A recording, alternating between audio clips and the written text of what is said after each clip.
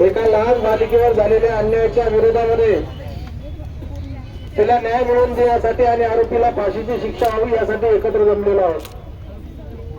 बांधवांनो आणि भगिनींनो, मी काही जास्त बोलणार नाही, परंतु एवढंच सांगतो की कोपर्डीच्या घटनेपासून आजपर्यंत जेवढ्या घटना झालेल्या आहेत त्या सगळ्या आरोपींना या ठिकाणी शिक्षा तर झालीच पाहिजे, परंतु भविष्यात असं परत करण्याची हिंमत होऊ नये यासाठी खऱ्या अर्थानं जर मेडिकल रिपोर्ट पॉझिटिव्ह आला तर त्याला भर चौकात गोळी घातली पाहिजे.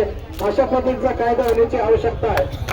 कारण हे सरकार असेल, हे महाराष्ट्र असेल, तुम्ही आम्ही छत्रपती शिवाजी महाराजांच्या विचारावर चालणारे आहोत आणि छत्रपती शिवाजी महाराजांनी सुद्धा त्यांच्या काळामध्ये एका सुभेदाराच्या सुनेवर वाईट नजर ठेवणाऱ्या राजाच्या पाटलाचे हातपाय कलम केले होते आणि अशाच पद्धतीचं काम येणाऱ्या काळामध्ये करण्याची आवश्यकता आहे. बलात्कार झाला की पेटवा मेणबत्त्या, बलात्कार झाला की पेटवा मेणबत्त्या, एकदा बलात्कार करणाऱ्यालाच पेटून टाका, परत अशी हिंमत कोणी करणार नाही असं आवाहन मी तुम्हाला करतो. आणि निश्चितच आमचे आमदार प्रदीपजी जयस्वाल यांनी सांगितलेलं आहे की येणाऱ्या अधिवेशनामध्ये खऱ्या अर्थानं या आपल्या बालिकेला न्याय मिळाला यासाठी आवाज उठवणार आहेत. एवढंच नाही तर निश्चितच हे प्रकरण फास्ट ट्रॅक कोर्टामध्ये चाललं पाहिजे, त्यासाठी सुद्धा आमदार जयस्वाल साहेब सरकारशी बोलणी करतील.